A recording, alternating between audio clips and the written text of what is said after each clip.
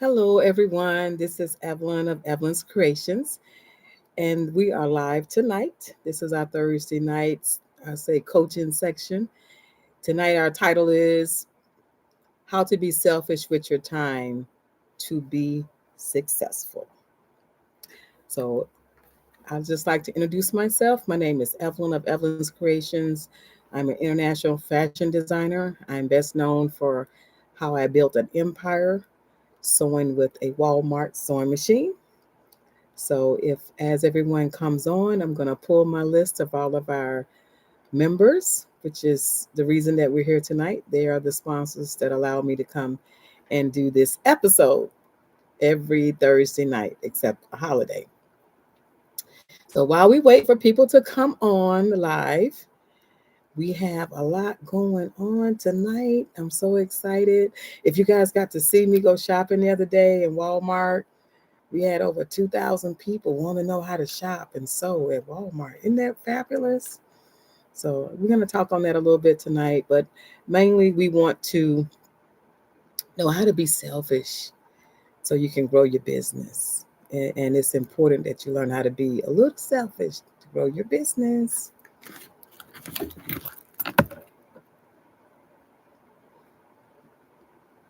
So here we go. Tonight we are blessed to have some members who have paid a little bit of extra. I don't even want to call it a little bit because every bit is a big bit right now, right?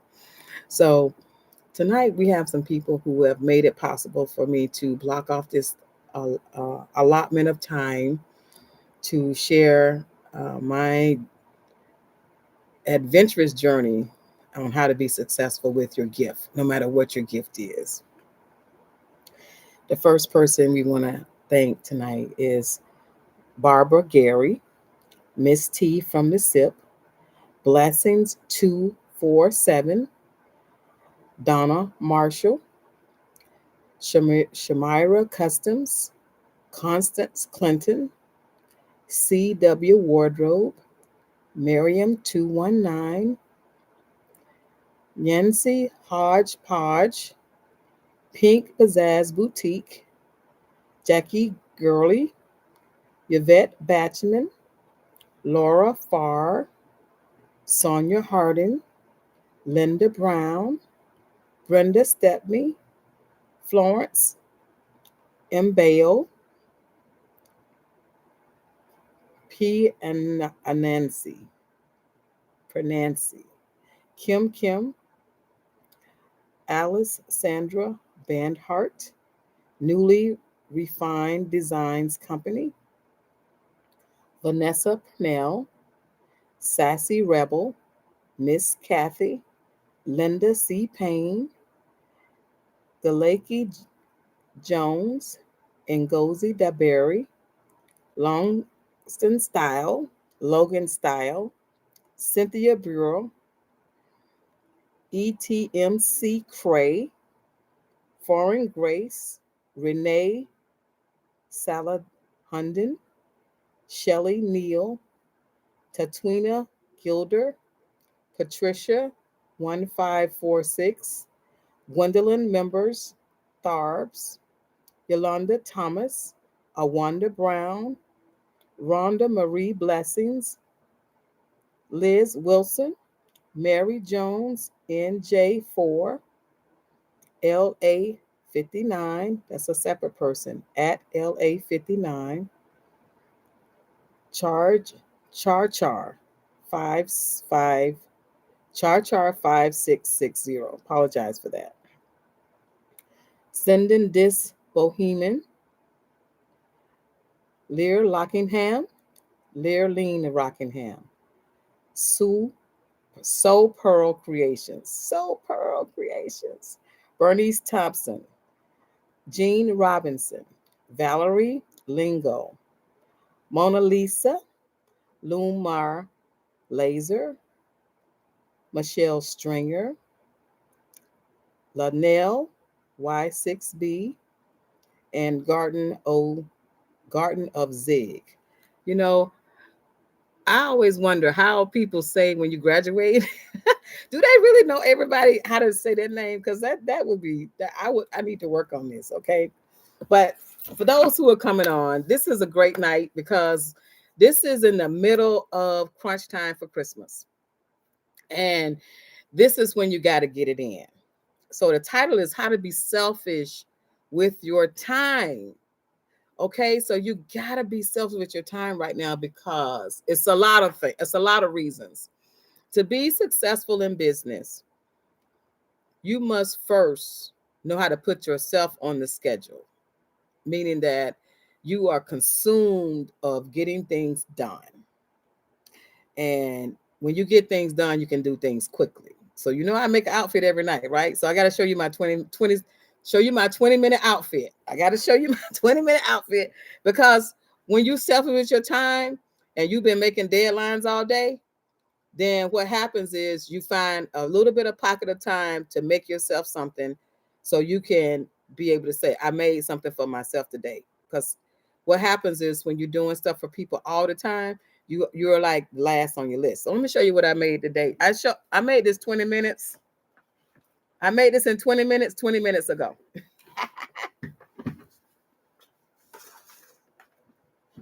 So what I have on, I'm gonna go back so you can really see me. I made me a mini skirt. I'm gonna go get my ladder so you can see me. Let me get my little step ladder.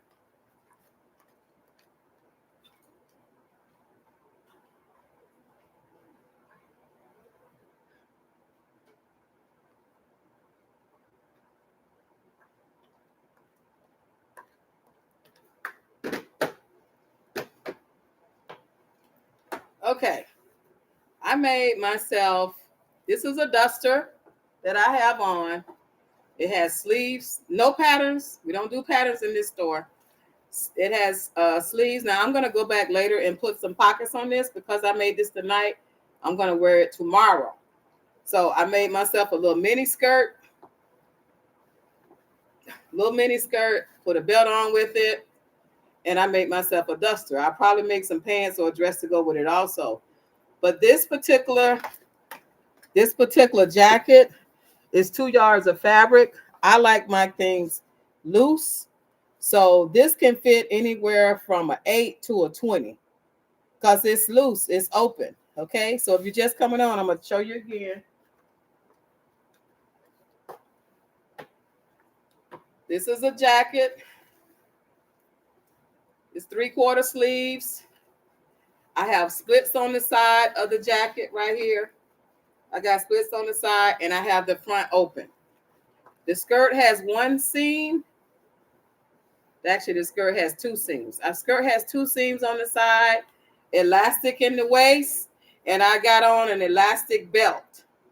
This can be made by anyone that's watching me in 20 minutes. That's cutting and sewing.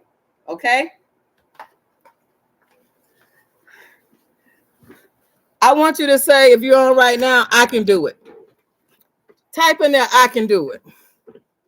I can do it. Okay, the reason that you can make this in 20 minutes, you have 2 yards of fabric. So look at your design on how you want to cut it. If you want to cut it length or width. Okay.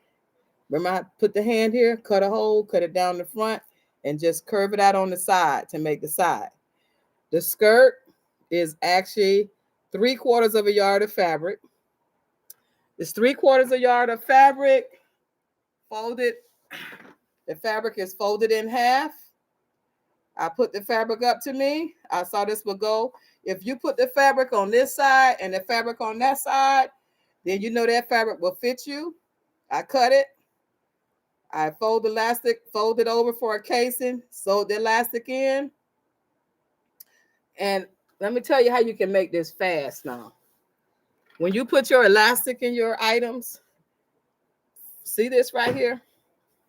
When you put your elastic in your items, fold your fabric like this, put the elastic right here, and as you sew it down, enclose the elastic. Okay, that's how you can sew a skirt or a pair of pants really fast. So you take this is going to be my elastic right here. You put the elastic right here. You put a pin in the top, and then you sew on the outside of the casing like this. Sew it down all the way around, and then you put it on and see where you want that sweet spot to be for you to have your elastic in. If you do this, this will cut your time down like at least 30%. So if you make anything that have elastic in it, remember this now, elastic can always be overlapped, and you can sew elastic together. Elastic also can be cut in half if it's wide and you need a small elastic. I don't suggest that, but if you get in a bind and you need just a little bit of elastic, you can cut that elastic in the middle and make, if it's a strap or you need something small on a baby outfit, you can do that. But when you're making something and you on a short time frame, take that elastic, have that elastic sticking out like that, pin that elastic down, and then sew that casing down. And you're sewing it and you're feeling it, and make sure you're not sewing the elastic while you're sewing the casing down. Because elastic usually, I bought elastic yesterday when I was at Walmart. Elastic you can buy in 2 yards, 3 yards, or 5 yards. So I always get the 5 yards, and I'll have the elastic on the floor and I'm sewing around whatever I need. And then when I get to my sweet spot, I'll sew it, cut it off, and that's my casing. That's how I made this skirt. That's why this skirt was 10 minutes and this jacket was 10 minutes. That's hemming it, pressing it, getting ready for you all. You can do this. So this is why you got to be selfish with your time, because you're going to need to make something for yourself sometimes. And when you're making something for somebody else, you are making it to their scale. Now, you with your body every day, all day. You can't get rid of your body. You can't get rid of you. All right. So you need to know what is your size, what works for you. And so when you see a customer or a client come to you and they want something done, you look at that eye. Are they bigger than me, smaller than me, or my same size?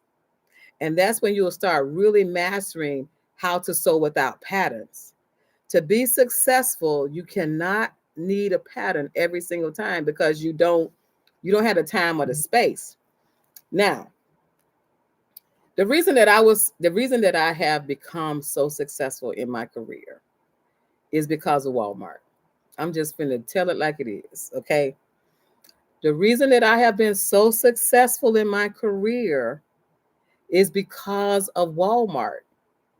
Walmart has a sewing machine. If I broke a sewing machine, if somebody stole my sewing machine, which they did one time, if my sewing machine go down, if I need something really quick, only problem I had in my career was when I couldn't get to a Walmart when I was working in DC, Washington, DC. And when that happened, I always took 2 sewing machines, okay?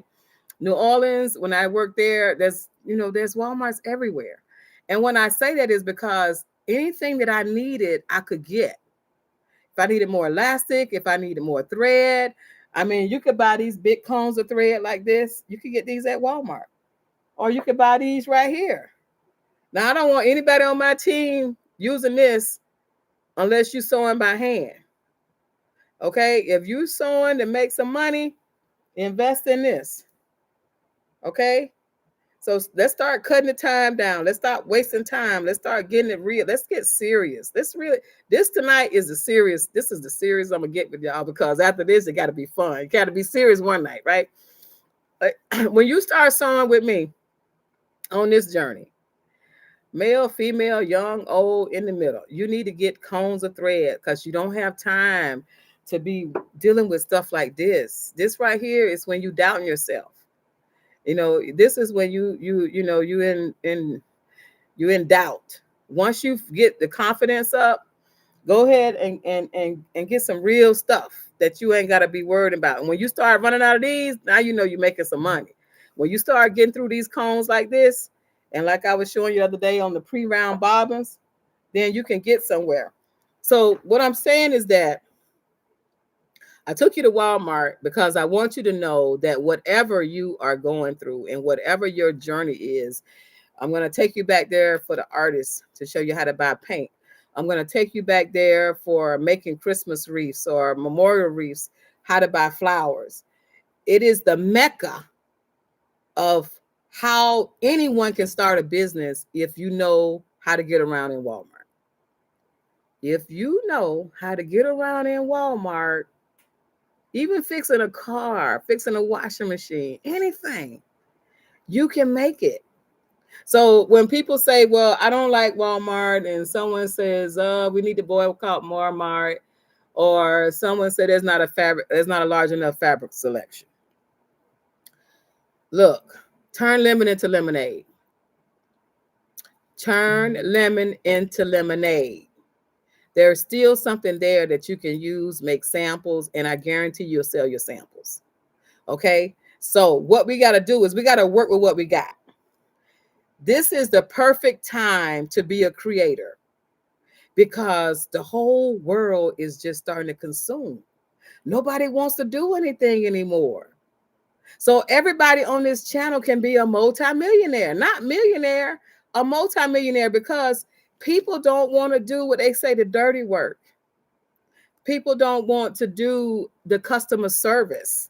They don't want to say, well, how can I help you?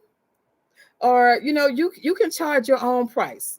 Someone said, okay, you charge too much for that pillow.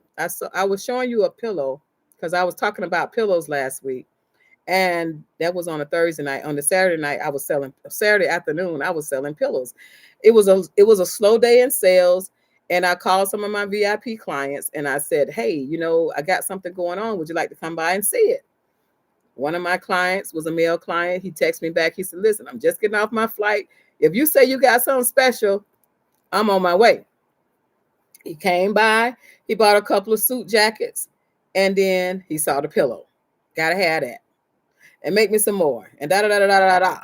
I was only trying to sell him one item. Okay? So what I'm saying is that when you price your items, don't listen to the naysayers. First of all, if you found something unique and you built it, more than likely you're the only one that found that. Listen, if you found something unique and you made a pillow like this fabric right here, look at this piece of fabric right here. I wore this yesterday. I'm gonna show y'all some fabric tomorrow. I got some more fabric in, new fabric. We got plenty of fabric, but I'm showing you some. If you got this piece of fabric right here, see this piece of fabric, and see this piece of fabric. This is the same fabric, but it's in a different design. Can you see that?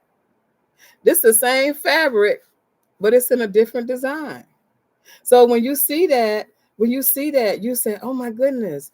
And you put this fabric. I showed some clients how to. Some of you all have paid for coaching, and you're talking to me on a daily basis. You throwing it to me, and I'm throwing it back. Bam, bam, bam, bam. Okay, so what I did was I said, try some vinyl on the back. Now you want to upscale your pillow charge, put some vinyl on the back. Downscale it, put some duck cloth. In the middle, put the same fabric on both sides of the pillow. But when you get that pillow, everybody want to hug. Everybody want that beautiful pillow because they haven't seen anything like that. So when you charge your price, charge your price so you can go down. Listen to me. I sold some pillows to an attorney for Thanksgiving. And I made her a table runner, and I made her the napkins, and I sold a piece of art at the art gallery that I have here. I was in my house, drinking my coffee, thinking about my day, and guess who pops up on the TV? She's not my attorney, but she's my attorney client. She popped up on the TV. She's having a good time. She's telling everybody about her business. And I know I contributed that because I made her house feel good and she was ready for that interview. Now, I usually get up about 2 or 3 hours before I come to work. She was on the TV 6 times. It was like a reel. In fact, I tried to call her today to thank her for, for patronizing me and that I saw her advertise her business on TV. But what I'm saying is, when you selling something to someone, you never know who you're selling it to. So I didn't know she was an attorney until she gave me her business card. Okay, I didn't know she was an attorney. Now, she's a bad behind attorney. For them to put her on the main show all morning, she was somebody to have in your wallet. You hear me? So what I'm saying is, when you price your items and you price your items too cheap, do you think she would have bought a cheap pillow from me? Heck no. Now, she didn't buy the pillow that I showed you on my little shorts. I made her some nice pillows for her couch, for her dining room, for her VIP guests. I did not know she was an attorney, not just a attorney. She was the attorney. Okay. She was like, hey, here I am. Okay. Somebody you need to know if you need some help. So if my business looked at cheap, or if my product looked at cheap, do you think she would have came to my store 3 times in the same week? So when you price and you love on your merchandise that you're selling for somebody, don't look at the money in your pocket. You might not have none. I might not have none. Okay? They may not have none, but they know where to get it. So when you're building your product and you're spending time and you're looking at it and you're precisely measuring it and you're saying, okay, did I do this right? Did I feel it right? Is it something that I would buy? Is it something that would call me to it? And when you do it and they love it, and when she got those pillows, I put them in plastic, I wrapped them nice. I actually had one of the cleaners here at the store, I had them to walk her to her car with those items because she got a lot of stuff. She had a big painting and everything. And so when you do that, you've earned that money. That real nice pillow stuffing costs $33. 32, 30, yeah, $32.97. That's $33 just in foam. It's 10 pounds. It gets you a lot of pillows, but it's a lot. So when you invest in $33 in just one item, you got to get paid. And then when you sell your pillows, sell them in twos because you want to give a discount if they get two. Now you offer that by your spirit, meaning that if you got some wealthy people that you're selling to and they have the means to buy, you use your antenna to see, do you want to give that sale or not? That doesn't mean that you give it to somebody who, struggling. It just means that you have the range of motion. If you don't think you're going to get them anymore, or you think you're going to sell plenty of it, you can give your sale at a discretion. But if you start out with your price low, you're going to be done sold your merchandise and you won't even have the money to go buy the stuffing. I price my items on the price of the stuffing. If I can get a sale that will pay for that box, then that's how I kind of range my pricing on things that I buy. Whatever that big a lot of things is, then I try to say, okay, how long would it take me to get my money back? And then how long would it take me to make a profit? So when you look at an item and say, oh, I won't pay no $40 for that pillow, that just means it's not for you. But there is somebody for everything you make. Trust me. You make something for someone, somebody is going to buy it. You just got to find the right customer. Now, this week I sold a lot of things overseas. I sold, like I told you last week, I was selling some things in Switzerland, and I'm selling some things in Canada, and I'm selling some things in the UK. Those are the orders that I sold to this week. I mean, 3 times a day, we're getting these orders out as soon as we can. I'm having somebody to box them up. I make the items and then I proof the items. I'm the only sewer in all of the stores that I have. I'm the only sewer. Okay. So when I say don't let people take advantage of your time, how to guard your time. This is what this video, how to guard your time. I really have to guard my time, because once they place that order, that money start going into my bank account. And when that money start going in my bank account, that means they paid me, and that means I need to get it done. I need to be serious. So tonight, oh, can you go to dinner tonight? I'm sorry, sweetie. Can you buy me some soup? I'll see you in a couple of hours. I mean, it's Christmas time. So you got to put guardrails on your mind, and you got to put it on your mind so you can get done. Okay. If it's not an emergency in your life, put your phone on mute when you're sewing, or find you some really nice inspirational things to listen to when you're sewing, or have auto response. I'm not in right now. Please leave a message, and guard your time so that you can get it done. Because if you don't start guarding your time when it's busy, the same people that need your time is going to be when it's slow, and you're going to realize you're not getting enough done. Remember, when you are building something, making something, sewing something, painting something, crocheting, quilting something, your time is so valuable. It's so valuable. You can't get it back. And you gotta guard it like $100 bill. You know how when I tell you about $100 bill, you make it real. You take care of it. You know where it is. You smell it. You put it in there. You know where it is. Well, that's how you got to guard your time. You got to guard your time when you're building your business, that when you finish, you gave it your all. Whether it's your prep work, whether it's your thinking, sometimes you just need it quiet to think. How you going to make this? And you always need that time. Remember, I told you, always need that prayer time at night. When you start going to bed and you got a task, you use that prayer time before you go to bed. You're laying in the bed, you're on your knees, and you ask God for what you need, and He's going to give it to you. He will give it to you every single time, but you got to be lined up with the universe so you can get that. And then you see different things that you're making. If it's skirts, if it's jackets, if it's hangers. I mean, if it's the right kind of hangers that you want on your garment. Someone asked me this week, what kind of hangers do I need? Well, if you're not in a store right now, you only need a few good wooden hangers just to show your merchandise. And then the regular plastic hangers, because they're smaller, and where you can build your inventory, a lot of inventory on a rack.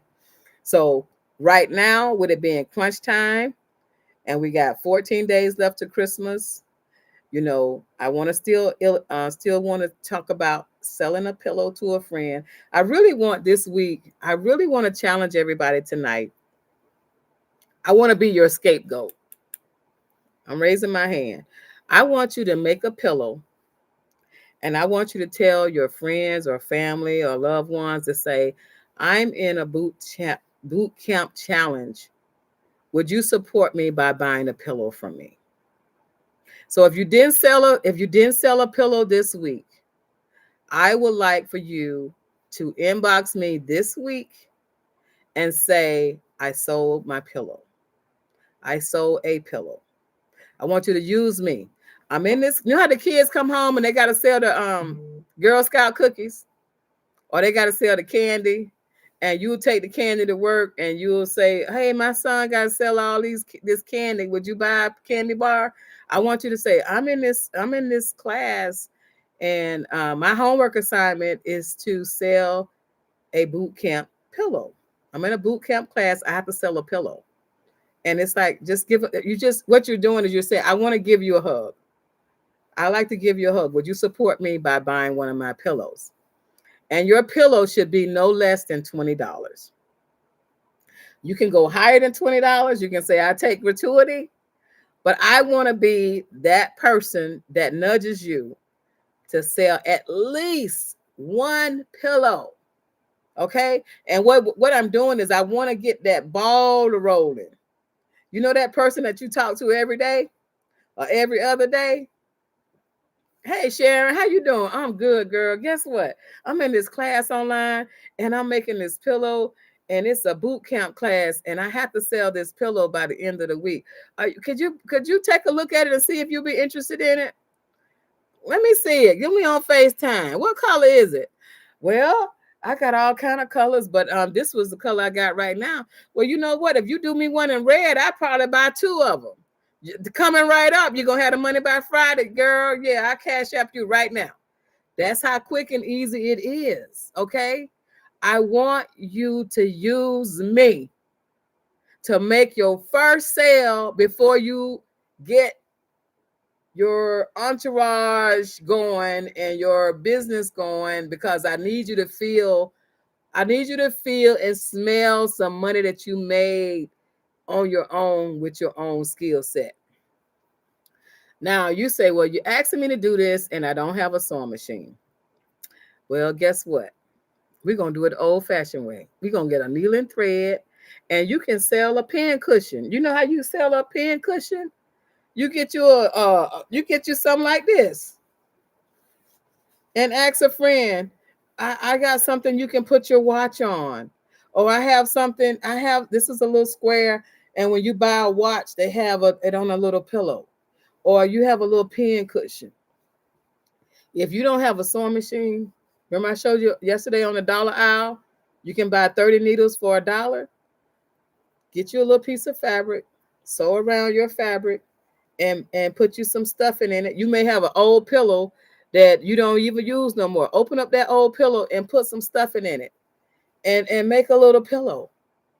Okay, I don't want you to use not having a sewing machine. I do not want you to use not having a sewing machine as an excuse not to make money. Everybody needs some money. And you can make money on every level of sewing, whether you are sewing it yourself or you're telling a child how to sew it yourself. If you can't thread the needle, you got a little child or a grandchild, and you show them how to set that sewing machine and sew that up, you could be right there clipping the threads and say, come here, baby, come help grandma make this here thing right here. And you'll be doing two things. You'll be getting your skill set complete, what you need to get done to make some money this week, and you'll be teaching that child how to sew. So let's get outside of our comfort box and start asking for what we deserve. You like that? Let's start asking for what we deserve. We deserve to be wealthy. We deserve to be healthy. We deserve to be financially free. And we're going to do it. It's not an option. Failure is not an option. Can you type that down? Failure is not an option. Failure is not an option. Not in this class. Ain't no failures in this class. We're not going to leave one soldier behind. Everybody's a soldier. You in this tribe, this boot tribe, and you're going to learn how to succeed abundantly with the skill set you have, and then you're going to learn more skills as you go. But the first skill is to learn how to sell. So once you get the skill, you could sew something up all day long. But if you don't ask for nobody for this, ask your mailman. You know my mailman buy from me. Do you know when I was really struggling, I went to the bank and I had a scarf around my neck, and all the tellers bought a scarf around my neck for $20 each. And I don't even think I had $100 in my account that day. So you can sell almost anything and everything. Okay. So we're going to move right along tonight. We done did a couple things. We want you to guard your mind and guard your time and be selfish with your time. We want you to be encouraged that you can sell. Okay. We want to make sure that nobody feels like they can't sell. Okay. You got to be able to sell. You got to be able to sell yourself. That's just like when your stomach tells you it's hungry and nobody hears your stomach but you. When your head tell you got a headache because you can't figure out them freaking bills. You got to step back. You got to look at them bills, and then you got to look at it as a challenge. Look at your bills as a challenge. Don't look at your bills as a problem. And the reason that I say that, this is the second part of tonight. I really, really, really, really, really, really, really, really, really want everybody to learn how to be positive. Okay? You got to learn how to be positive with everything. When you start being negative, it throws off your creativity. If you're in a bad relationship, find out how God is blessing you out of that relationship. If you just messed up all your money, find out how you can rebound on that. And it's some really stuff going on. It's some crazy stuff going on. So if you get upset and if you get negative about life right now, it's going to be harder for you to get back up. So you got to really start looking at, how can I be positive? Like, I'm going to go back to Walmart. A lady said on the thing on the comment, she said, everything in Walmart stinks. What they have stinks. And I said to her, I clicked on the button like, okay, I see your comment. And I said, no, it doesn't stink. It's just less of it. And let's turn lemon to lemonade. Okay. So and I'm not trying to sound like I don't have problems, or I'm not trying to sound like I don't get hit upside the head all day. Because listen to this. I tried to fire a client 3 times last week. When I say tried, I mean I actually fired the client 3 times. I'm like, I can't work for you no more. You don't come to your appointments. You pop up and you late, and now I just said, don't worry about it. Bye. That was to me 3 times. The lady kept coming back. She kept coming back. And I'll say, okay, let's try to work it out. And then she get on my nerves again. And I said, no. Don't worry about it. Go ahead. No, I'm a positive person, right? But you got to hit all my buttons like this at the same time for me to throw you out. I didn't throw her out. I just said, I can't work for you anymore. I said, it's not going to work. I said it in a nice way. So finally what happened was her husband called me and said, I'm sorry about my wife. Would you give me your Zelle bank account number so I can pay you for the dress? And the dress wasn't finished, And I just said, no, don't worry about it. I said, look, I can't work for her anymore. She's not coming to work. She's not coming to the appointments on time. And so I said, I'll talk to you later. So I didn't hang up on him. I just said, I'll talk to you later. It's okay. Because she still owed me a lot of money. And at that point, I did not want her money. I didn't feel like she deserved to wear my garment with my name on it. I'm going to be honest with you. When I give you 110%, which I do to all of my clients, and it leave my store, I put my name behind it. I love it. I feel good.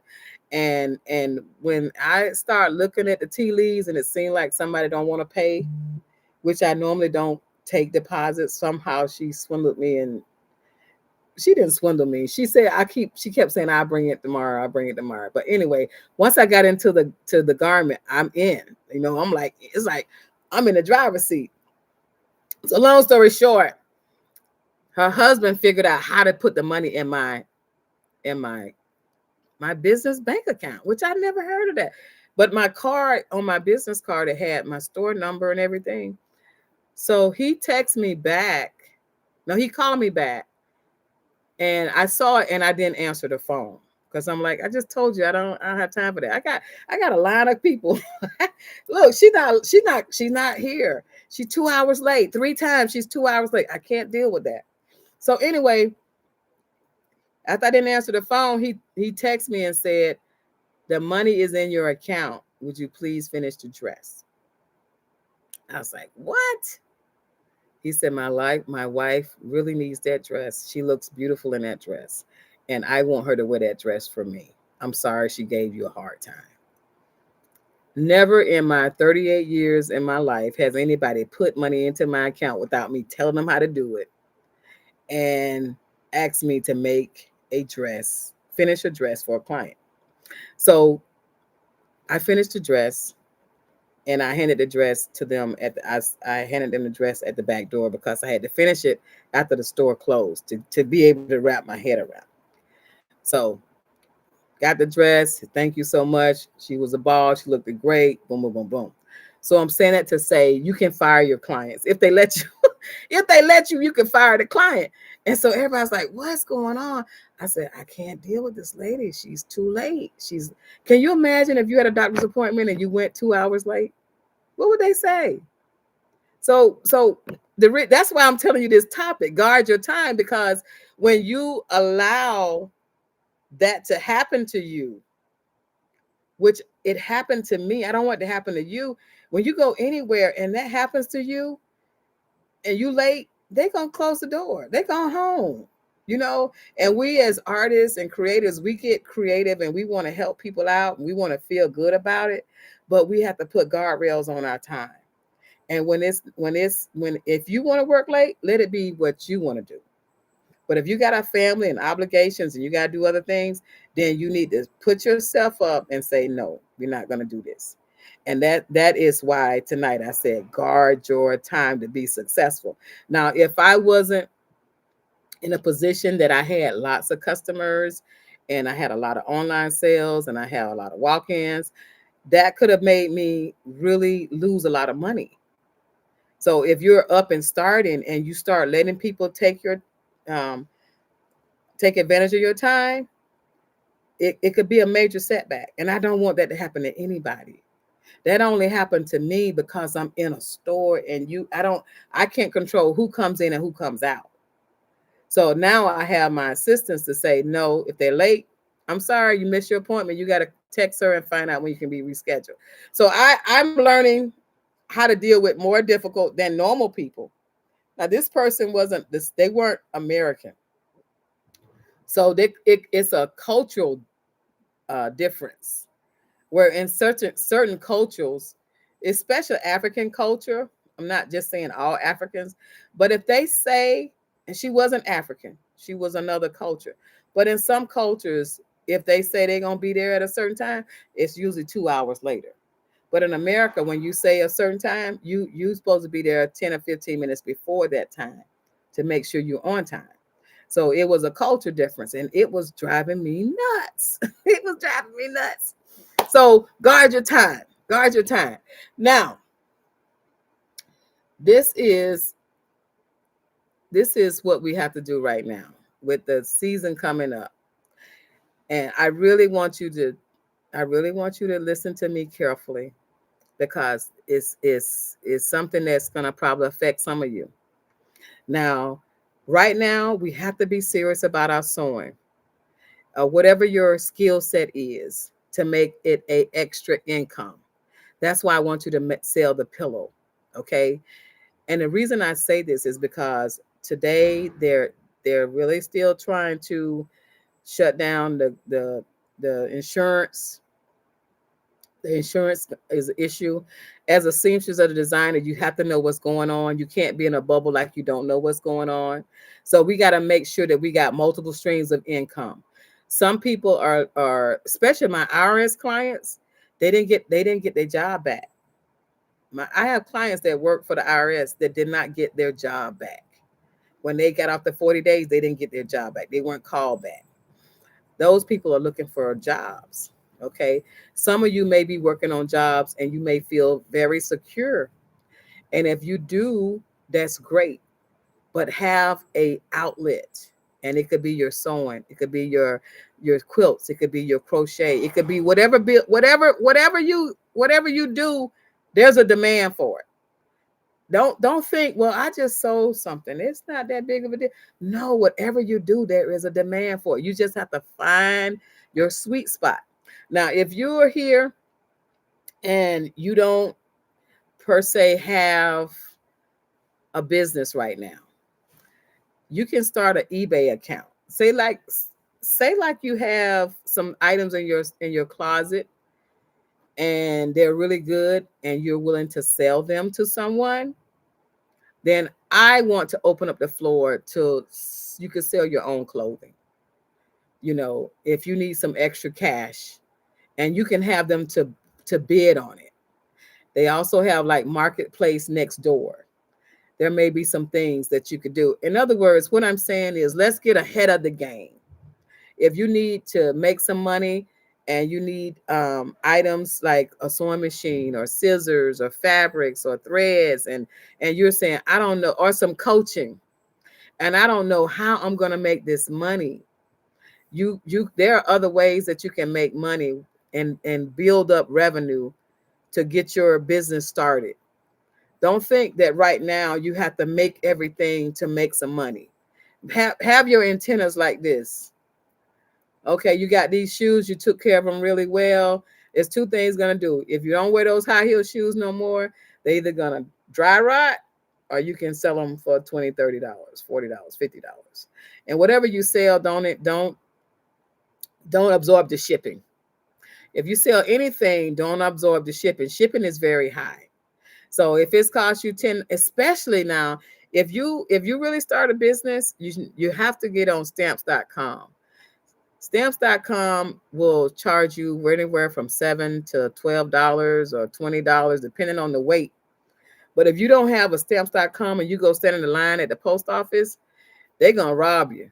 The post office is not playing. They're charging you a whole lot of money for postage. Now you do have to pay stamps.com a monthly fee for $25, $35 for a monthly fee, but you print the label out just like you do anything else you print on your computer, your Chromebook or laptop. Though that will save you time and you can ship it right from your front door. So I really want to open up tonight other ways that you can make income while you're building your sewing skills. And that would be at your discretion on how much you want to charge.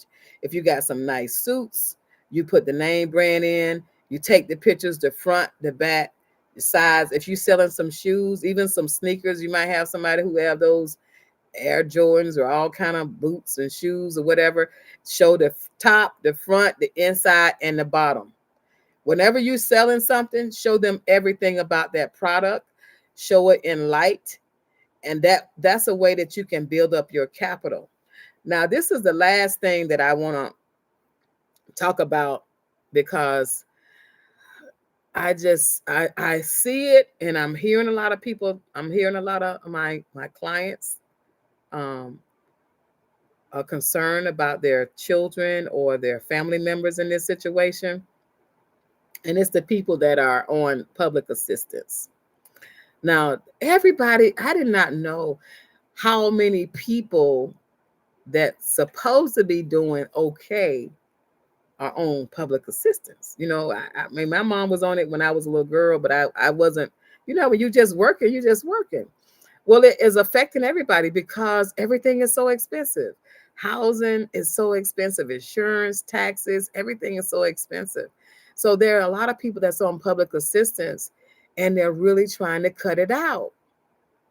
And what I don't want is anybody on this team to be in a situation where they don't give you any notice.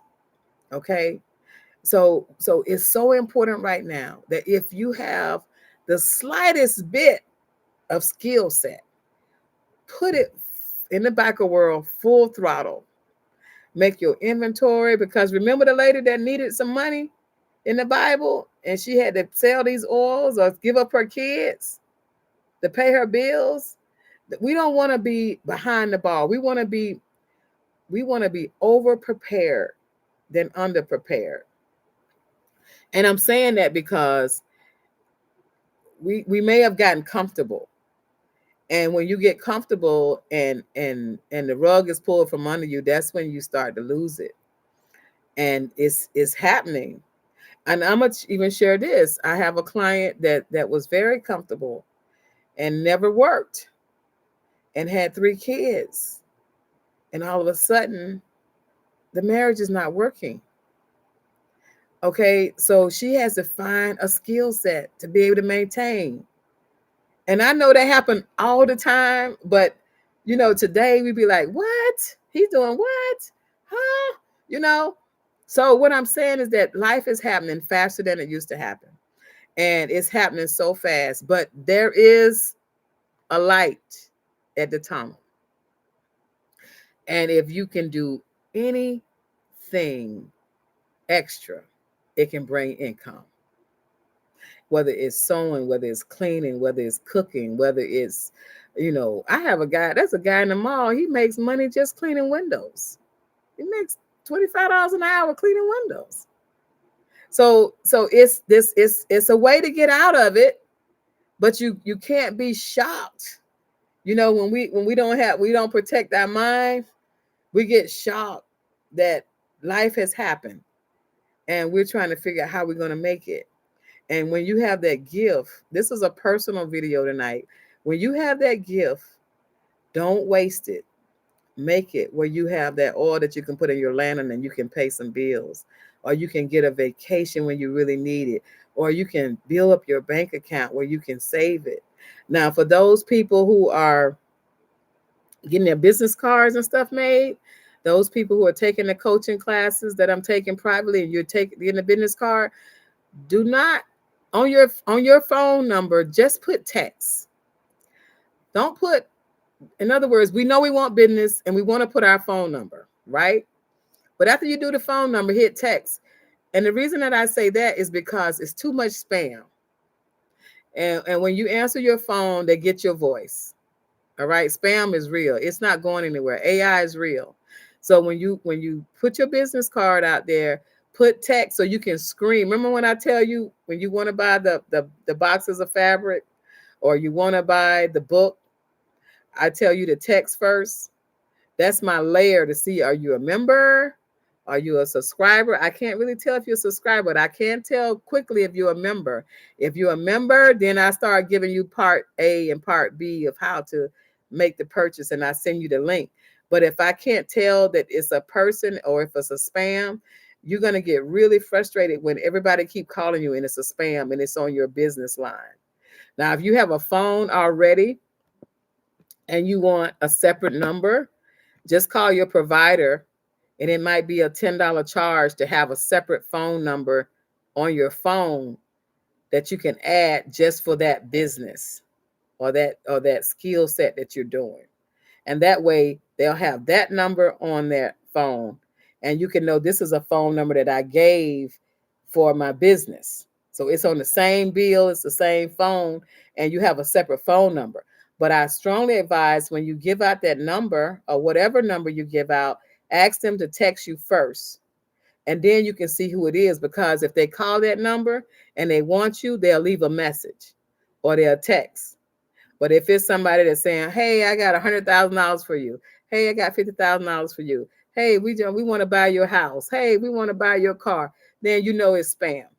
Or we want to sell you some insurance. Now everybody wants to sell you some insurance because they know you're afraid that you're going to lose your insurance or you can't afford your insurance. So let's put layers of protection on how we're reached.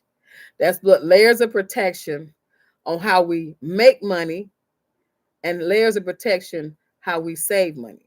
And saving money is guarding your time. Saving money is you're not up in the middle of the night trying to finish something that could have been done from 1 to 2 or 3 to 4 or 5 to 6. Okay. So as we go through this Christmas season, this holiday season, and I'm going to give you something else now. If you start making a few sales in Christmas, you're going to be making money all year. If you can make money when it's busy and you just starting, you're going to make money all year. Don't think, oh, well, I'll start next year. And then January, nobody know you. People buy with who they're familiar with. Okay, if they know you now, they're going to know you in January. They're going to know you in February. And a lot of people are not buying in the season. They're buying above the season, in front of the season. So I'm selling swimsuits right now. Can you believe it? I'm making swimsuits. I guess you can because January is around the corner. But I normally don't have anybody buying swimsuits in December. People are buying white in December. If you got anything white, you can sell it all year. Do not think white is just for the summer. People were buying white used to be just a summer item. Now it's a year-round item. So if you got anything white, it sells all year. Okay, so make sure you get your white. Make sure you make some sales in December. Don't think that Christmas was yesterday and nobody's spending no money. Yes, they are.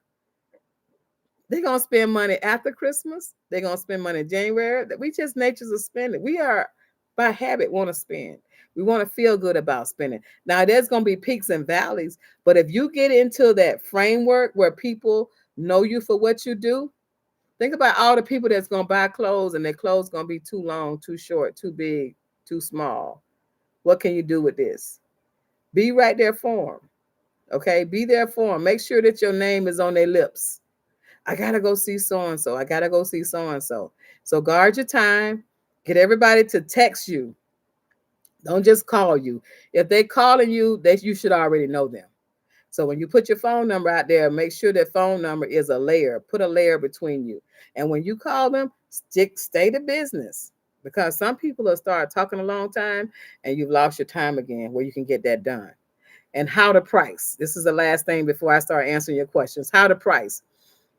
if you buy something for $1, if you are in retail, like in the mall where I am, to be successful in retail, whatever you spend $1 on, you should sell it for $4. I know you're saying, how in the heck can you do it? Well, first of all, you do it, you look for deals, you look for quality first, and you look for deals, and you look at how you can create that. Okay, just look at how can you create something that'll be 4 times. That doesn't mean everything has to be 4 times. I know in a regular business, you're thinking it's supposed to be at least twice. Like if you spend $1, can you make $2 out of it? But what you have to put in that price is you have to put in theft. You have to put in the supplies that goes with that item.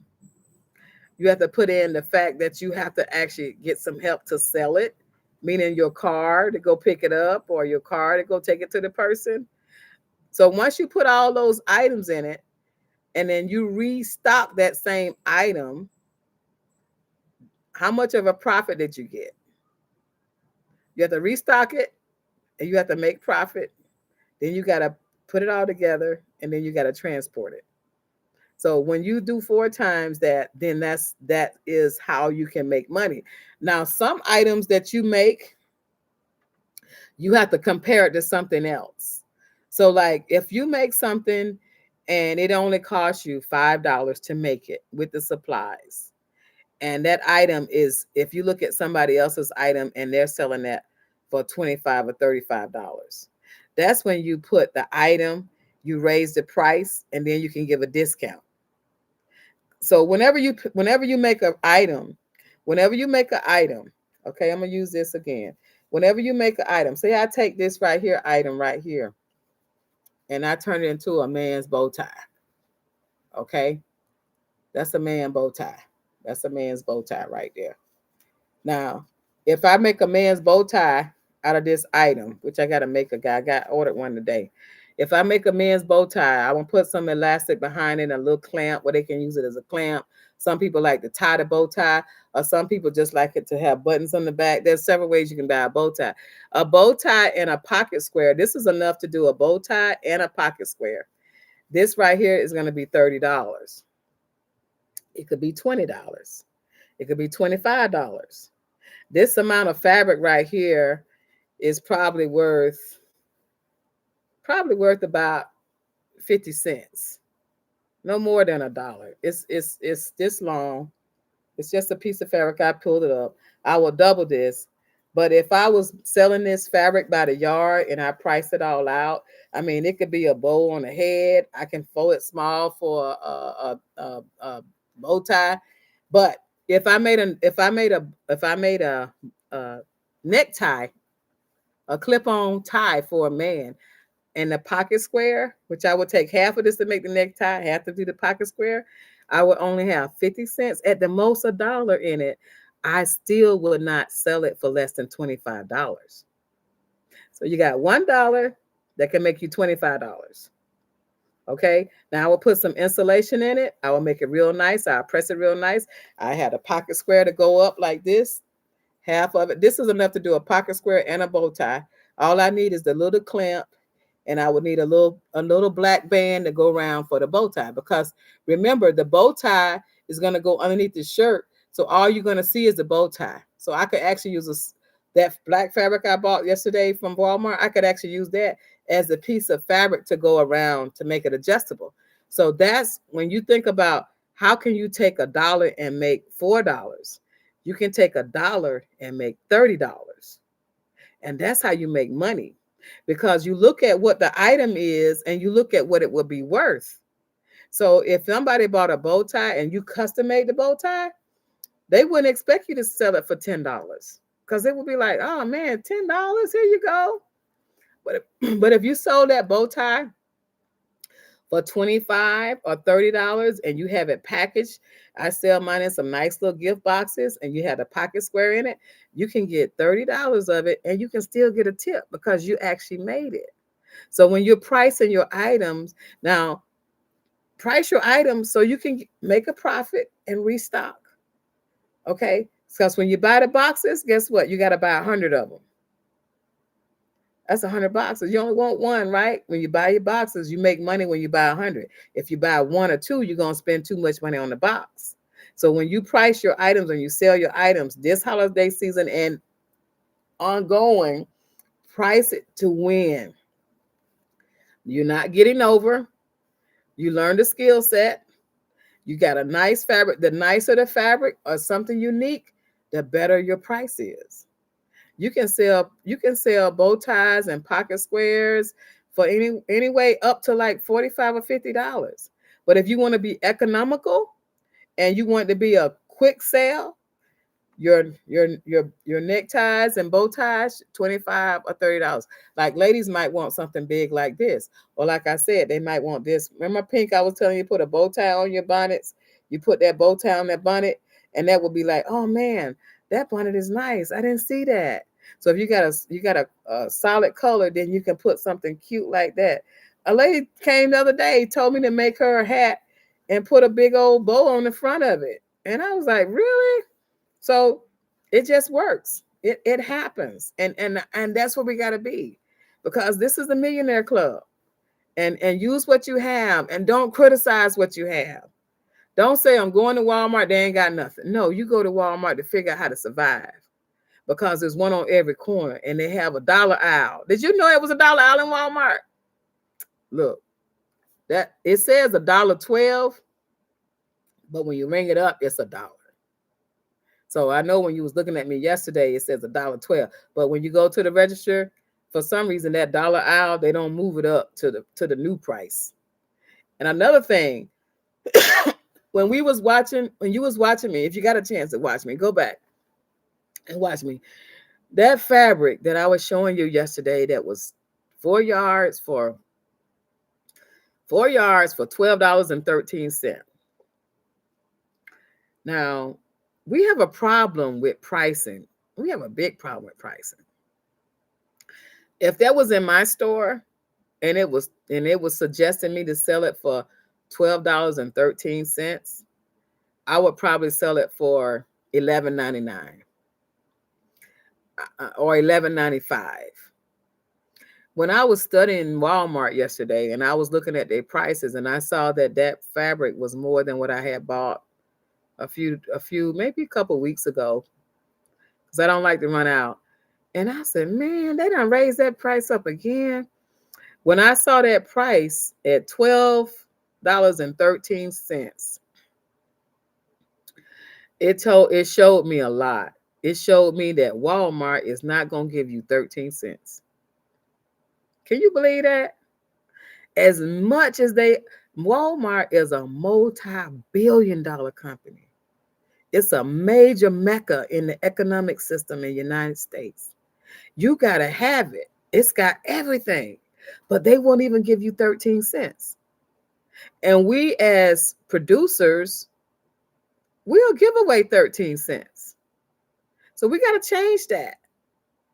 When I'm looking at a multi-billion-dollar company that's selling crafts that don't have an assistant, they don't even pay a person in that part, and they will not give you 13 cents. They will not give you 13 cents. It's $12.13. When have you gone somewhere and it's been $12.13? It don't sound right. But it's just showing you the tariffs are so high that they're not gonna take none of it. They're saying, look, this organization set these tariffs, all this fabric product coming in from China, this is basic fabric. We're gonna pass it right on. If they want it, they're gonna buy it. And I bought it. I bought it for $12.09. I bought 4. I bought 2 blacks and 2 whites. No, I bought 5. 2 blacks, 2 whites, and 1 royal blue for $12.13.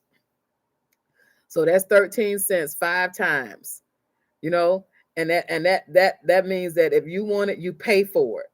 And that's how we have to be. We have a minimum price, and then we don't go lower, but we go up. So if you have an item that's say $13.50 or $15, then you might say, well, okay, I'll give it to you for $12.50. But you can't go lower. So when I was looking at that, I was studying, and I was like, you mean to tell me they would charge 13 cents to a consumer, you can't get it unless you pay the 13 cents. So that 13 cents push you up into a higher tax bracket. Now, if you have your business and your business license, I strongly suggest that you get your sales tax number. So when you go to Walmart or anywhere you go, you give your sales tax number and you don't pay the tax on it. So that will help you with the sales tax on that. So when I go to the store, I use my sales tax. Let me see if I got it so I can show it to you. It's pretty beat up because I use it a lot.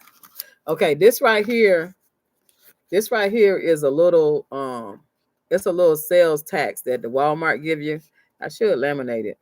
But this is a little sales tax number. So when you go into Walmart and you buying supplies and stuff for your business, you save that sales tax. So you don't, when you marking your price of your items, you don't actually have to add the 12, what is it, 12, 13 plus the sales tax on top of that. So you save that. So you save that fee because you're going to mark it up, and then you don't have to mark it up so much to cover the sales tax. So that's the good thing about once you start your business. All those who are in the private coaching that are starting your businesses and checking your business name, then that's good. If you saw the business name part, go back and look at the business name segment that I talked about this week.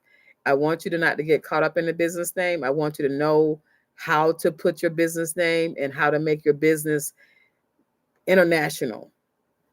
Don't put yourself in a box on the business name. I'm not going to go through that, but I want you to go look at that. Please, if you don't have a business name yet and you're starting a business, please go back and look at this week and you'll see that it'll have something on there, say videos in the last 72 hours that I made. Go take a look at that. It's only about 15 or 20 minutes. Take a look at the business name.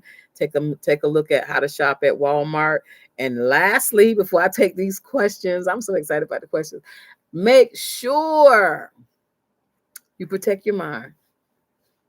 Make sure you protect your mind to be positive. Everything be positive. Because when you're positive, when somebody try to hit you with a sledgehammer, oh no, it's gonna be all right. Oh, the mall is slow. Oh no, it's okay. In fact, I'm gonna tell you what happened the other day. Somebody in the mall, here in the mall, got caught selling some counterfeit stuff. Counterfeit Chanel bags or something like that. They got caught. So the police came in and they shut them down. Just shut them down. Just shut them down. I had never seen it. Somebody knew that came in the mall, but they came in and they were selling some fake bags. And that's in our contract. You can't sell fake bags. So I was looking at the Facebook and I was seeing all the comments about how negative it was. This mall, you can't put it on the news, but you can put it on social media. So when I saw it, I saw the police report. I saw the police Facebook post that they got 2 stores that had some fake bags.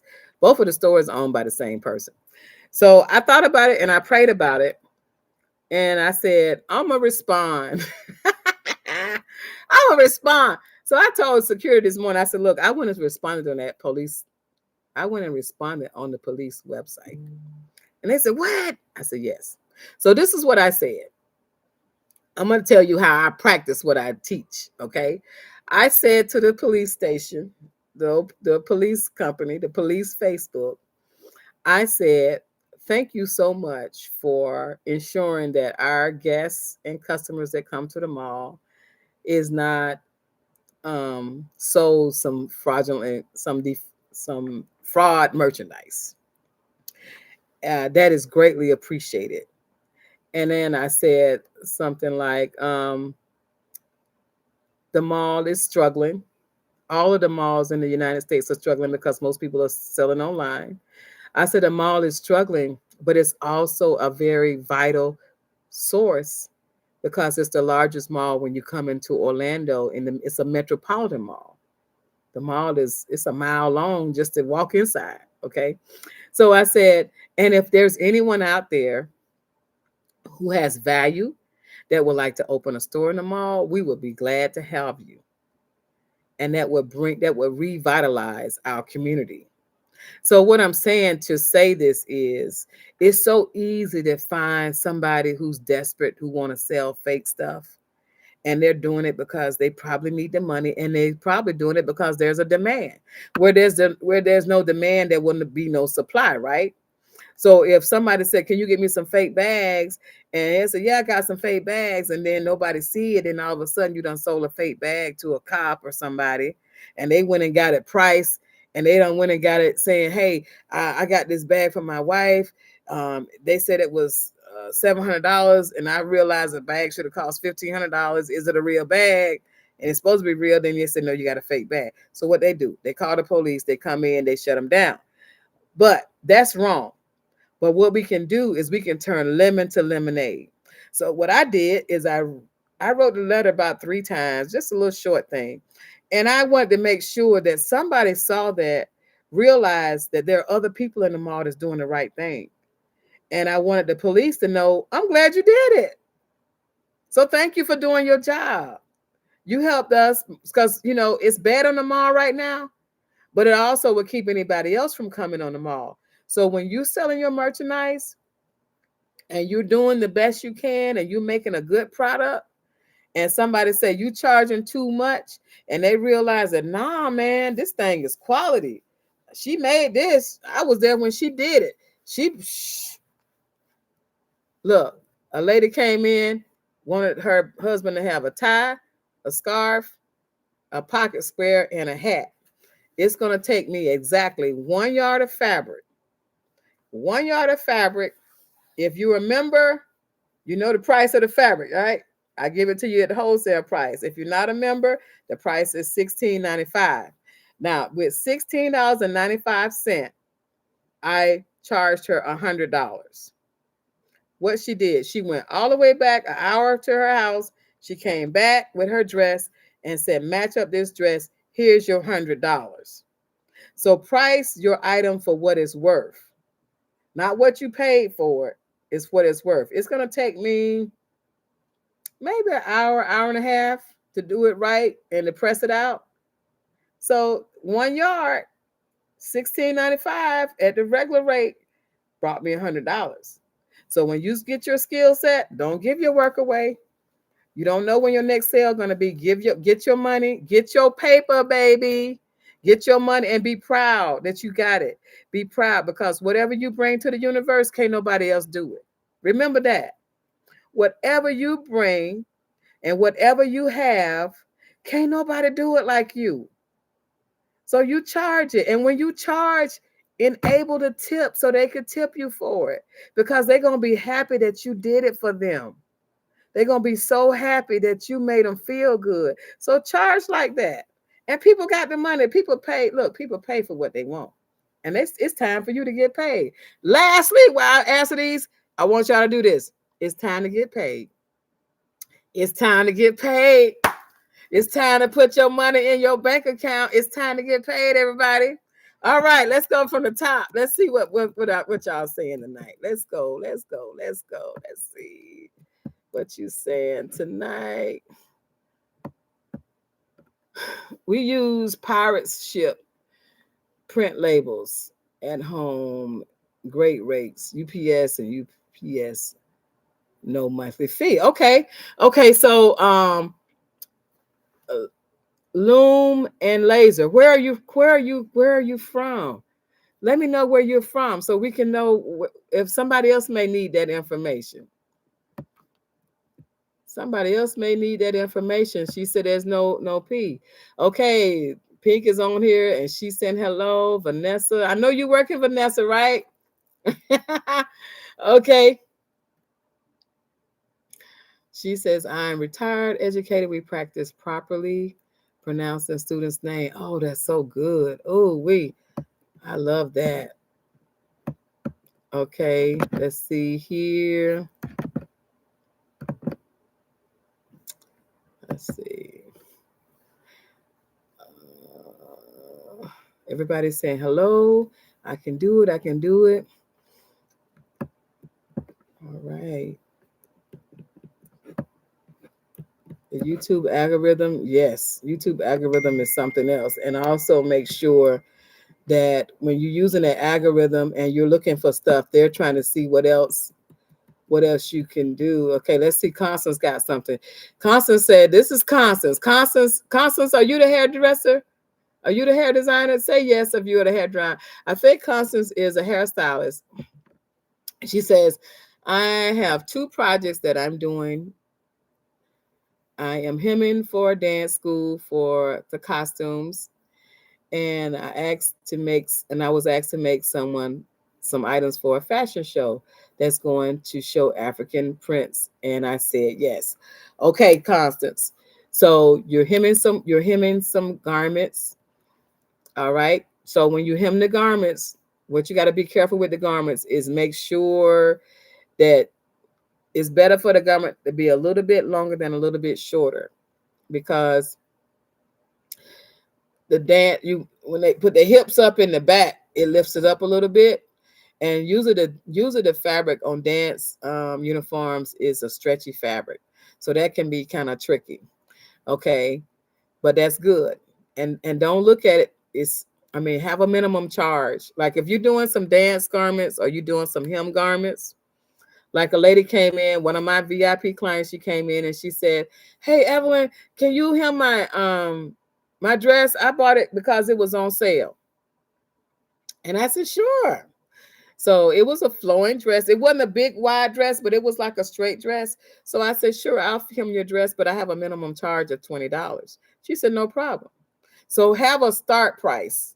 Have a start price and then go to the level of difficulty. If it takes a long time, if it takes a short time, it doesn't matter. Have a start price. If you hem a dress or you hem anything, have a base price. Okay? Because nobody's hemming anymore.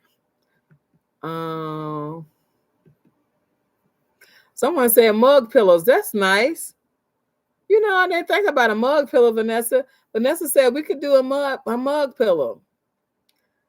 It can be a cloth coaster. That's good. Can be made by hand stitcher. So what Vanessa is doing is she's telling us some other things that we can make if you don't have a sewing machine, so that you can be in on this getting paid. We want you to make something and sell it. Remember, your coach says you got to sell something this week.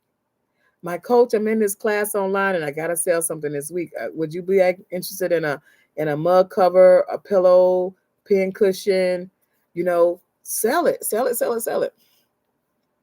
Failure is definitely not an option. Not in my book at all.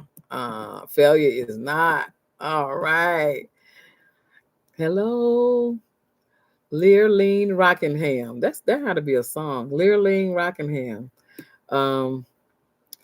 You can find your client. I have did that with the client concerning her hair. Okay. You said you can find your client. I guess she's saying you can fire your client. This is Constance. So she is the hairdresser. She said, I have did this with somebody doing their hair. She was giving me such a hard time. And I asked her, I am so sorry. I cannot do it anymore. I said thank you to her. Let me tell you, I didn't realize this, but I have a friend of mine. She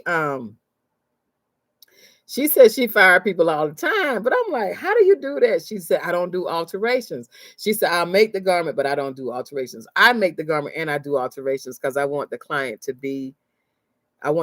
feel like they got the one-stop service, right? But I don't think I had fired a client in a long, long, long time. So when she kept coming back like a boomerang. Boom, boom, boom. I'm like, she giving me a headache. I went home.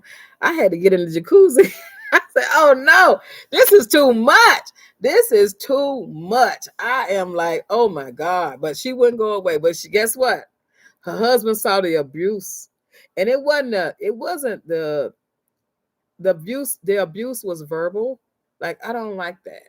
Actually, what she said was, she said this. This is what she said.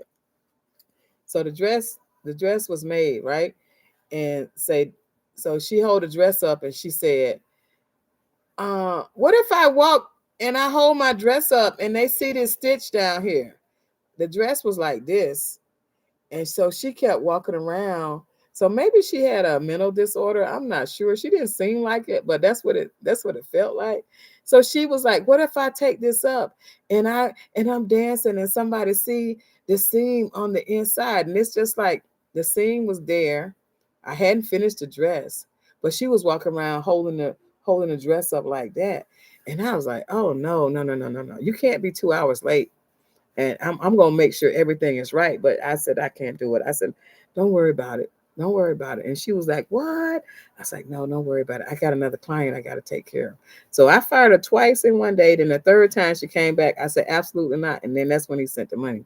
So yeah, you sometimes you have to fire him. I mean, I okay. Oh, somebody sold a kufi. Now, how much did you sell? My first international sale on eBay. Okay, so this is somebody who is on eBay, and she sold a kufi, and it's international. This is Learline Rockingham. Okay, and I'm interested to know. She said, okay. I still want to know where you are. Lumla Laser. I want to know where you are. Okay, this is Learline Rockingham. Says she sold a item on eBay. It's the first international sale. So this is what I want you to do, Lily. If you can keep that volume up, because what happens with the algorithm, once you make a sale, they'll send it to more people. Now, eBay is usually where people look at to get something for really, really reasonable. Okay.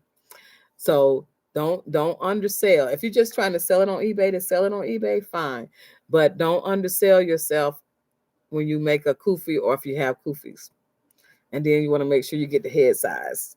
Because if you get the head size, if they measure their head to say it's 23, do it 23 and a quarter or 23 and a half. Because the way people wear their kufis, kufi is a hat for those who don't know it. The way they wear their hats, they really want a little bit more room so they don't feel like they got a headache. But if you do eBay is usually your site when you want to sell something that is, most of the time eBay is when you sell something that is used. Okay.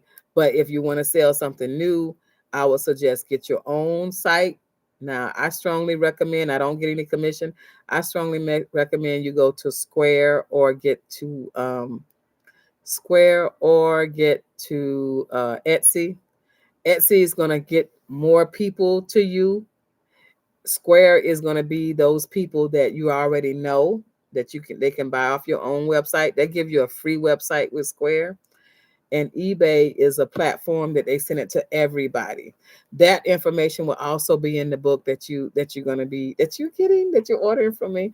So that's the information there. But yeah, look, if you make a sale and you can get the shipping, because shipping is a lot international, then you're doing great. That's a big deal. Woohoo! Okay. I feel like my pieces are so high because of the fabric. Material costs plus other business costs. Okay. This is Caitlin Park. Caitlin, when you make your item and you put in what it is, and that's what it costs, Okay. I want to say this to everybody. Eventually, everything is going to go up. So sometimes you can find stuff on sale and you can pass those savings to someone else, but you also have to say it's handmade.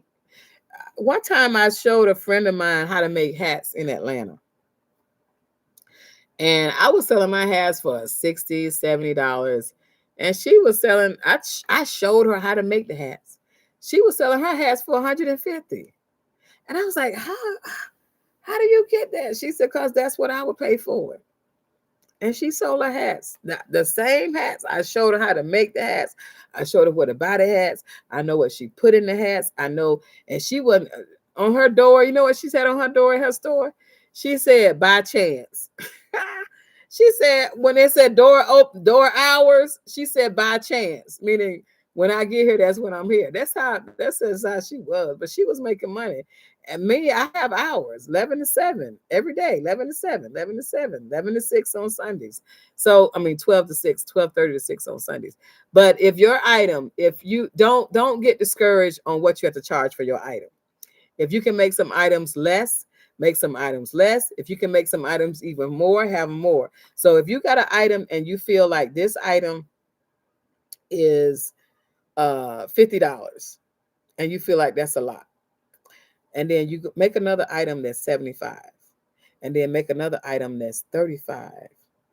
Okay, so whatever you're making, if you feel like that item is high, go one step over and go one step down. And then make sure when you do that item that you can make multiple of those items. Because people buy when you have stock. So if you can make something, let's say hypothetically that you bought 6 yards of fabric or you bought enough to do 6 items. Okay. When somebody sees that you have invested and you have more, they're willing to pay. But if you see that you only have one, then they be like, let me look around. But if they see that you got a range of motion and you got different prices of items, then you're gonna be like, it's just like, see these earrings behind me? I know you. Let me see this way. See these earrings behind me? They're all different prices, and they have they're different styles, they're different prices. But when somebody comes shopping, I have like this: buy two get one free. My lowest pair of earrings is $12.99. My most expensive pair of earrings is $34.95, unless I actually make you a special pair of earrings. Okay, but you buy two get one free, so you buy the two higher ones and you get one free. So that's how I give a savings to my client, because they want to feel like I really went shopping and I bought something from Evelyn. I didn't need an outfit today, but I want to patronize her. So when you feel that way, and it's good to feel that way, because that means you are concerned about what the consumer sees and feel about you. But you also have to remember that you bring it to the universe. You're the one. They're buying a part of you. It's no longer the substance. It's no longer the item. They're buying a part of you, and they're gonna treasure that. And when you put that love and you put a little tag with it and you put a little note with it and thank you so much and you package it well, they'll do it. They will buy. So I want you to tell me so next time on that one, okay? Okay, let's see. Okay, look at this. Linda is finishing her last quilt for friends this week. Then I'm finalizing my 10 products on my sewing of items. Thank you for sharing and helping us building generational wealth online. Yes, let's look. Remember the quilts? You got to show me your quilt on December the 26th and the 27th. We're going to show them for the new year. Those who have the treasure boxes, I want you to show me your quilts, and then we're gonna be doing it. Linda, I need you to text me, and I'm gonna send you this video for the lady that made 3 quilts. She made 3 quilts in a day. She had to make a whole lot of quilts, and it will inspire you how this lady was selling all these quilts. That she made these quilts up, boom, boom, boom, and she was selling these quilts in a day. And all these quilts had little road maps how people could figure out how they way to get their way to freedom. So that's gonna be. I'm telling you this because next year in February, I'm going to ask everybody to make a quilt with their family, meaning with their family. Let me say it right. I want you to make a quilt, and I want you to put a tree on the quilt, and I want you to put your family line on the quilt. Like, as far as you can go back personally. As far as you can go back personally. If you can go back personally and you can get a quilt, like say if you know your grandmother's name or your great grandmother's name. So if you could do that, I would like for everybody to be able to put a quilt on, make a quilt so that you can actually put your family tree and you can leave it. And it doesn't have to be a big quilt. It could be a quilt that's the size of a poster, and then you can just put the names of your family members on this and have it as a great heirloom for Black History Month. So that would be it doesn't have to be Black History Month. It's just February is Black History Month. But and I don't care what they say, it's gonna always be, I don't care if they're trying to take it away or whatever. It's our month. It's our month to know who we are. But if we can have everybody on the channel, no matter who you are, whatever culture you are, to put your children's name or your parents' name or your grandparents' name and leave a little spot for those kids that's unborn yet. Wouldn't that be nice? to have your own lineage in your home. It could be on a wall. It could be a place where you got everybody's name on it. Even if you have to like put the name with, you know how you have the little letters to put the name, and somehow later you can get them embroidered on there. But wouldn't that be nice to have a tree with your whole family on it? That would be so nice. So that's what I'm gonna ask y'all to do in February. So you get to know that early. I love that part. Okay, last few questions. Oh, wait, listen to this. She said, this is Loom Lomaine Laser. She said, I got a $50 tip on a $200 order. You in Florida? She's in Florida. So wait a minute. She's in Florida and she found some place where she can get shipping a whole lot cheaper. So that is great. If you would give me that information again, I'll pass it on. So if you're in Florida, that information will be it'll be a lot cheaper for a lot of people than UPS. Okay, she says she's gonna do the sales tax. She's had a resale certificate for years, but she never used it at Walmart. So you got to use it at Walmart. And it's on anything at Walmart, okay? So if you have a business, you want to get your sales tax on Walmart. She got a $50 tip, you guys, on a $200 item. Now, what if she'd only had the item for $100? She probably would have got a $25 tip, right? But because she charged what it was worth, they were so happy with her product that they gave her, look, $50. Man, you better tell somebody thank you. Okay. Oh my goodness. Listen to this. This is Valerie. Valerie. No, you didn't, Valerie. Valerie said, I posted photos of hats I made on Facebook. And by the morning, I had 6 sales. Girl. Ooh-wee! See what I'm talking about? So Valerie, you're using the Facebook. I guess you're using the Facebook Marketplace. So Valerie made 6 sales in one night. You know, people don't go to sleep no more. They're on Facebook all the time. They're on YouTube all the time. Valerie, that is so good. I'm so happy for you. $20, Darlene. She said $20. Okay, she sold the hat. This is the Kufi hat. $20 is a fair price, and you add the shipping. So if you make a hat now, I'm gonna tell you about them Kufis. You can make a Kufi hat in 5 to 10 minutes. So $20 in 5 to 10 minutes, or $20 in, even if you made $20 an hour, that's good. That's so good. I'm happy for you. Okay, so what about one of a kind? This is Constant asking me about one of a kind. One of a kind items is, you can have one of a kind items, and you can also have one of a kind similar items. Okay, if you have something one of a kind, then yes, charge a little bit more, but always try to get something similar to that one of a kind, because you really don't want to sell out. And the reason that I say this is because think of your favorite candy bar. Like my favorite candy bar is a Snickers, okay, because it makes me feel like I had a meal, right? What if they only made one Snickers? And nobody in the world would have that Snickers. But what if you had thousands and thousands and thousands of Snickers? And now Snickers is so high. I buy Snickers. I sell Snickers in the store here. And when I buy the Snickers, I hate it because a box of Snickers cost me $52 in Sam's. $52 for 48 Snickers.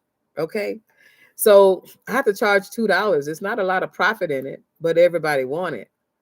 So if you make one of a kind, you're going to miss out on things. So make whatever you make one of a kind, really try to work on how you can make something similar to that, and then it don't run out, because you need repeat sales.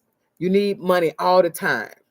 Okay? So it's like, I don't want to be too graphic, but I'm going to go here. It's like running out of toilet paper. You don't want to run out. So when you get your business set up that you don't want to run out, you may have some stock more than others. Like, let us run out of batteries. and it's going to be a storm. Let us run out of water, and it's going to be a storm. When it's hurricane season in Florida, they got so much water in these aisles. You be like, my husband say, "Why you got all this water?" I said, "Because I want to take a bath, and I don't want to be out of water, and I want clean water. I don't want to." So we have to be prepared. Think of your business. Think of your business as a store. And if your store runs out, you're not going to make any money because people are not loyal.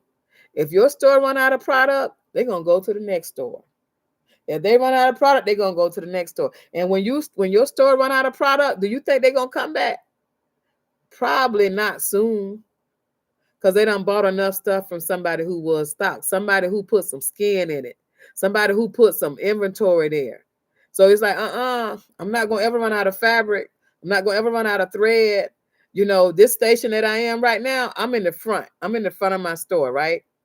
So I'm in the front. So if somebody come over there, when they walk in the door, I can say, "Hello, how you doing?" Da, da, da, da. But when I get down with it, I'm in the back. I can see them. I'm in the back. I'm like, woo. I'm running out the door. I'm running to the airport. I'm running over here. I'm trying to catch the man in the back, the mailman in the back. The mailman come in the front. He come in the back. And then I got to run to the post office. Then I got to run out to the airport. So I'm not going to run out. When I buy everything, I price it that I can restock a case. My first 2 or 3 sales, it's a given. I got to get that bag, but I'm pricing it. So when you're buying your product, say you buying your product, let me show you this. Okay. Say this base hat right here, right? You buy this hat. I buy this hat in 12 or 24 pieces. But you can take the same base hat and you can make it in several different ways. You can put fabric around it. I paint it. I put feathers around it. Now, if you make hats, the big thing about making hats is put a feather underneath the hat. That's a big thing now. If you got feathers, and you can't buy one feather. You got to buy a whole bunch of feathers.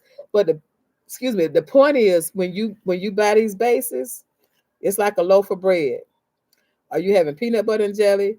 Are you having ham sandwich? Are you having grilled cheese sandwich? The base is all you need to make whatever is in the demand. It might be ham and cheese, or it might be cheese grill, or it might be, meatloaf sandwich. But if you got the base, you can make anything. And so that's how you want your inventory. You make up your first 1 or 2 pieces, and then whatever the inventory is that you need, then you just take the base and you do it. You paint it. You do whatever you got to do. And that's how we're going to be able to be in front of the game. Because I don't want anyone, listen to me real quick, real close before I close. I don't want anyone on the channel to be worried about money. Isn't that something? I don't want you to be worried about money because you sticking with me. You're here, you're learning, you're doing it, you're selling, you're improving. So the last thing you should be worried about is money. What you should be what you should be concerned about is keeping up with demand. Don't be worried about money right now because you got the gift. Worried about, can you keep up? If you sold that one kufi, tell them you got a dozen kufis. Make it up in different colors. Keep feeding it. Keep feeding it. They're never going to be out of kufis. Make up one kufi in several colors and keep it out there. Okay? And then you can do a sale. Buy 2, get 1 free. 40, you got 1 free. They pay for the shipping for 3. It's only going to be a couple more ounces for the shipping. You know what I mean? So don't let it be where you are worried about the money. Be concerned about keeping up. And then you can get rid of all the people you want to fire. Okay. I'm almost out of here. Let me see what else. Okay, Constance says she's understanding. Is there any more questions? I think everybody is doing well. And look at here. I got a last surprise for you. Look at here. Look at this. This came in today. This is the poster that's going to come up in the mall. You all will be able to get the book first. And I want you to know that I am so appreciative of all those people who have pre-ordered your book. We're doing this is for 30 days that we're taking pre-orders for the book. And then we're going to launch the book, and everybody that's on my YouTube channel will get the books first. You will be mailed the books before I even have my book signing here. If you saw me on the radio last week, you saw me on the radio or you heard me on the radio, I want you to know that I'm so happy, and I want to put the the effort to building businesses that are serious. So when you get the book, it's a book and it's also a workbook, and you will put where you are in your business on the book. You will go through the book and you'll pick out where you need to be. So, in other words, you don't take the book and just start reading the book from 1 to 12. You look at the content and you see, where am I? Do I need to be working on pricing? Do I need to be working on my business name? Do I need to be working on my categories or what I want to sell? Do I need to be finding out where should I be selling my items? How much I should be charging for my items? Those are my nuggets to help you in your journey. So if you like a book, the number is 407 590 8767. That's 407 590 8767. And I got a bonus for you. Everybody that buys a book that's on the YouTube channel, if you have your business up, there will be a directory in the back that I can share with the world on why this book was birthed. So if you have a business and you're with me and you are a member, you have to be a member to be in the book. You can't be a subscriber. You have to be a member because you're on here every night. And I will link whatever you do or your website in this book. And this is how we're going to generate business. I have to put a disclaimer that I don't endorse it, but these are the people that the book was written for. So that's what I want to do for you as a token of appreciation, that we can take everything that we're learning and we can give a hand up. So it could be somebody in your family, somebody in your network that feel like they don't know how they're going to make it. And we're going to show them how they can make a way out of no way, how they can put a door where there is no door, how they can take a needle and thread and they can pass it on. Because of you is because of me. I'm going to tell you one last thing. I keep saying one last thing, but the membership is important because, last week I talked for 2 hours, right? I wasn't supposed to, but I did because I just felt it. But I want you to know, when you talk for 2 hours on YouTube, do you know you only get $11? YouTube paid me $11 for 2 hours for full of content. It's usually about the same every time. So when somebody is really showing you something on YouTube, that's because they really care. Because I don't think anybody's making $4 or $5.50 an hour right now. So when someone asks, well, can you show me how to do this? That's when you have to get coaching. Okay. If you're a member, especially if you haven't become a member and you've elevated if you feel good about the channel, you'll say, okay, I'll go up $1, or I'll go up $2, or I'll go up $30. Some of you have gone up $30. Okay. And you're saying, I really like what she has.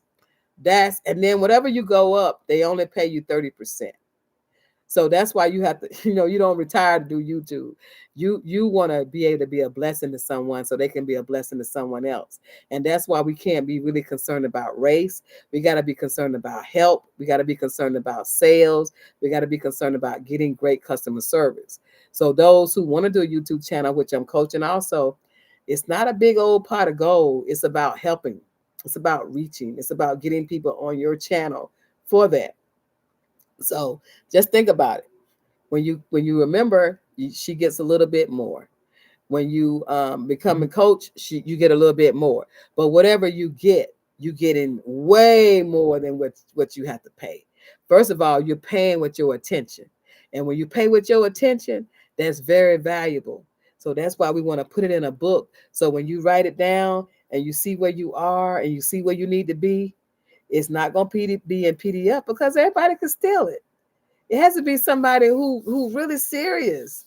Because when you start doing all those conventions and you pay for gas and hotel and someone to help you put your stuff in the car, out of the car, packing it up, and at the end of the day, you might have made $1,000 for all that work if you're lucky. If you make 5,000, you make 10,000, you make 20,000, that means you found your niche. But look how long it takes you to prepare for that. But once you start getting those people online to buy from you, oh, the sky's the limit. There's nothing you can't do. There's nothing that nobody can say that say I'm not a millionaire. You will be a millionaire. You will be worth $1 million if you get the right person that teach you the right skill set, and you stay busy and you guard your mind from foolishness. Family time is this time. Business time is this time. Production time is this time. When you start putting yourself in those pockets, there's no way you can fail. Okay, that's your last one. There is no way I can fail. There is no way I can fail. I thank you guys. I'm so happy. Look at here. Look at this. This came today. What they did was they added the little books on it. So this will be in the mall tomorrow, and this right here, but you all will be the first ones to get the copy. And I'm so happy to be a part of your family and your tribe, and that I can make a difference in your creative space, and we can make a difference in people's lives. And you know what? Last of all, we are not going to be broke. We are not going to be worried about money. We're going to be worried about growth. We're not going to be worried. We're going to be concerned about keeping up. My manager here yesterday said, "Did you catch up yet?" I said, "No." I told him I was 2 weeks behind and I could get it done by Wednesday. Can't keep up. It's Christmas time. So you're concerned about getting your things to your people I got to see. This is so big. This poster is so big. It's almost as tall as I am. We're concerned about keeping up and making sure we give great customer service and responding to all of our clients so they can feel good that they bought something from someone handmade, and they are not AI. They are human. Remember that too. You're human. When you sell stuff to people, you're human. Now, after you sell that pillow, go make you that 20-minute outfit. If you didn't see me at the beginning of the video, just go back to the beginning of the video and you'll see how every night I'm going to make an outfit, and I'm only going to spend 20 minutes and it's done. It's not halfway made. The seams are finished. This is finished. The skirt is done. It's done. It's ready to go. It looks like clothes like everybody else. You can do it. I can service my clients. I can go down to the food court, and I'm a walking billboard. How you doing? Yes, come on down. We got something for you. That'll be $100. Here you go. That'll be $100. Here you go. All right. Love you all. Thank you so much, Miss Gwendolyn. I'm so glad you're here. And Miss Miriam, good to see you. Constance, there's no way I can fail. Look, there's no way I can fail. Put your money in the bank, baby. Let's do this. Let's make it. Let's make it work. Love you all. Bye-bye.